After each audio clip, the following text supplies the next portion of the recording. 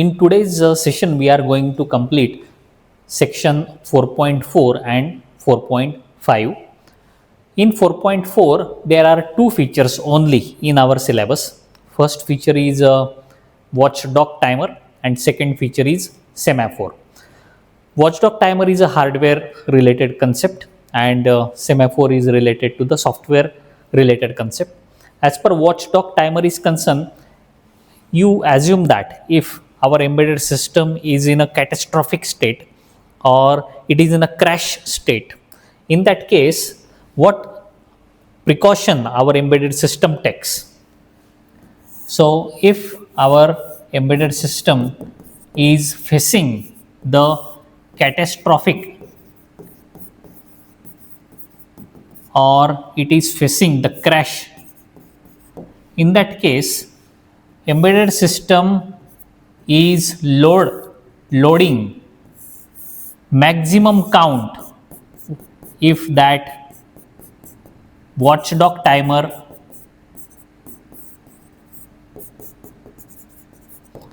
four 16-bit. If this is a 16-bit timer, then it loads 16-bit maximum count into the watchdog timer and it starts that timer.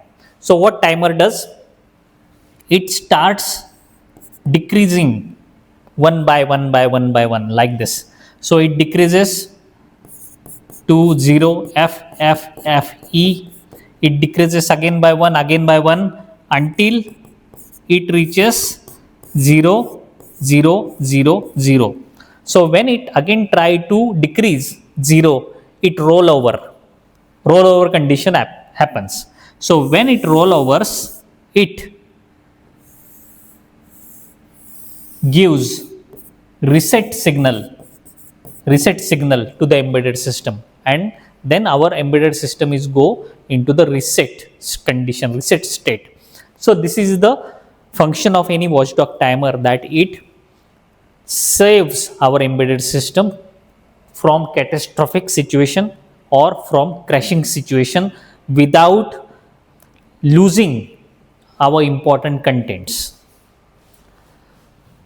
As per Semaphore is concerned, this is the second feature of RTOS, that is a Semaphore. So as per Semaphore is concerned, it is a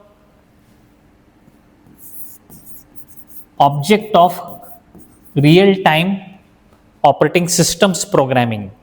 It is object.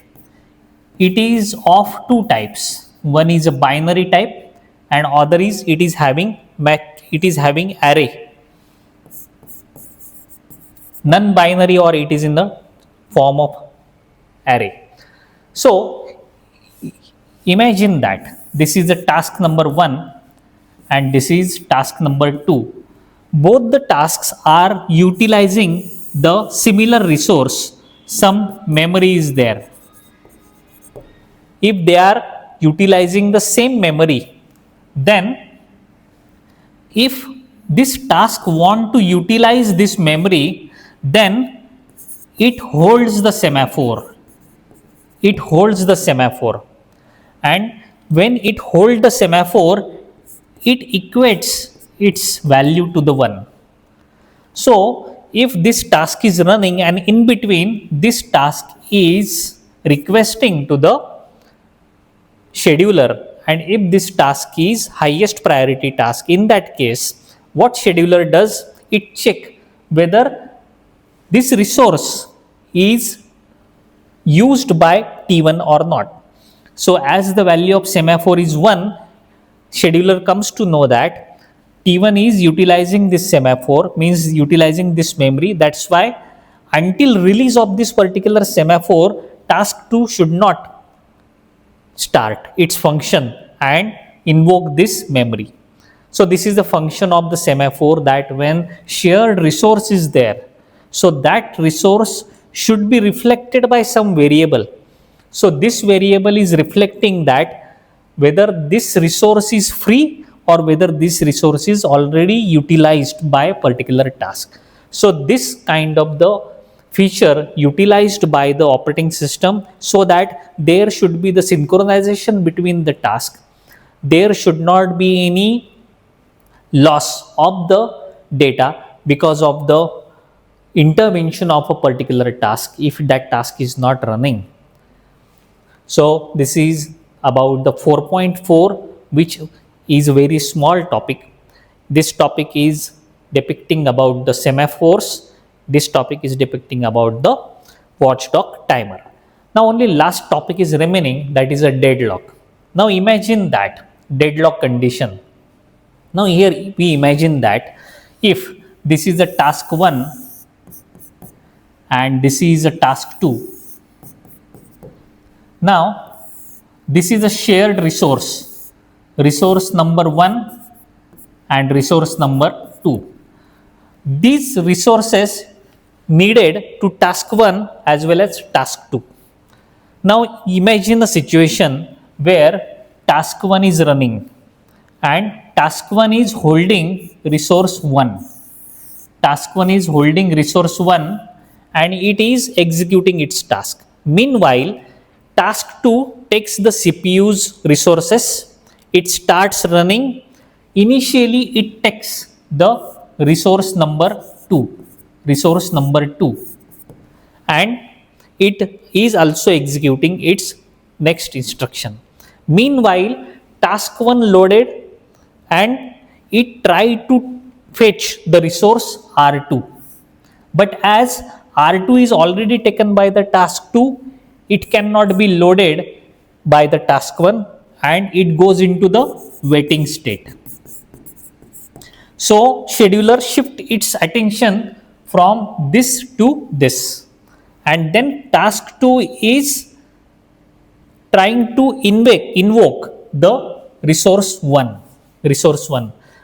But as resource 1 is taken by the task 1, again task 2 goes into the waiting state.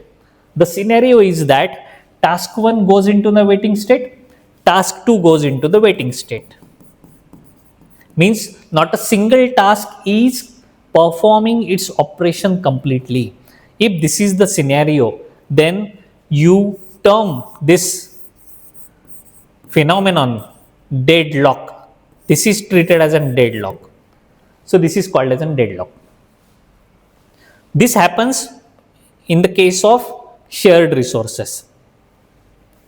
So here, if task A holds the printer and waits for a memory, and task B holds a memory and waits for the printer, both stuck. This is again one example, that memory and printer. If one task is fetching memory, another task is fetching printer, and it is waiting for memory, this is waiting for printer. In that case, both goes into the infinite waiting state.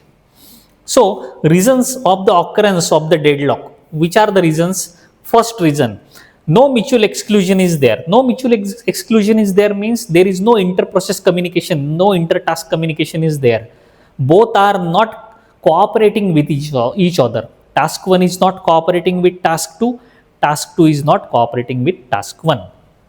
It is no mutual exclusion is there. Hold and wait. They hold the semaphore, they hold the resource and goes into the waiting state. If this is the case, then also deadlock happen. Third is that no preemption is there, means there is no interference is there, This is in a waiting state, this is in a waiting state, nobody is interfering with each other. If this is the case, no one is interrupting with each other. If this is the case, then also deadlock occurs. Fourth one, circular wait, circularly. Task 1, then task 2, then task 3, task 4, in a circular manner they are loading, unloading. But when they are shifting their attention from one task to the another task, this task not release the resources so that they can be accessible to the next task. If this is the scenario, then next task is waiting for the previous task to release. The next task of the second task, it is waiting to release the previous resources in a circular wait condition. So these are the 4 reasons because of them deadlock occurs. Now, how to handle the deadlock prevention? We have to ensure that at least one of the 4 conditions means previous 4 conditions never occur means do not allow hold and wait, do not allow no mutual exclusion, do not allow hold and wait, do not allow no preemption, do not allow circular wait. So these 4 conditions should not be happen. Then and then we can prevent the deadlock. Deadlock avoid. How to avoid the deadlock? System check the resource request first. If that resource is already been taken, then second task should not be loaded into the scheduler. First task who has taken the resource should complete its work, release that resource, and then another task can be loaded. If the shared resources are already been taken, then we have to wait, scheduler have to wait until its release from that particular task.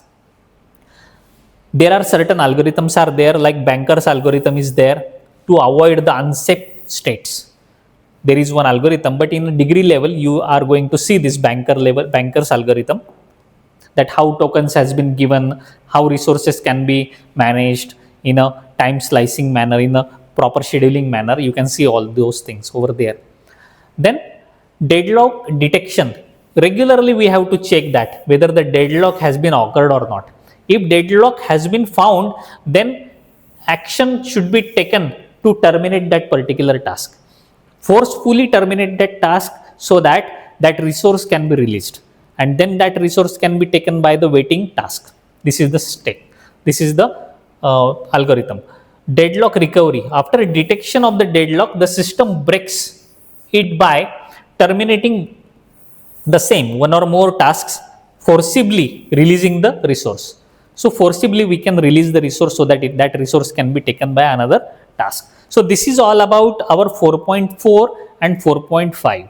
So as per this unit is concerned, only 4.3 is the having some weightage, more volume that 4.3 carries. 4.1 is very simple, that we have to distinguish between the generalized operating system and real-time operating system, then characteristics of the operating system, then task states, scheduling algorithms, all these things covered in the 4.3. In 4.4, only 2 objects are there, Semaphore and Watchdog Timer. And lastly, we have seen the deadlock, how deadlock works or how resource sharing is there. So this is all about our unit number 4. In next session, I am going to start the unit number 5.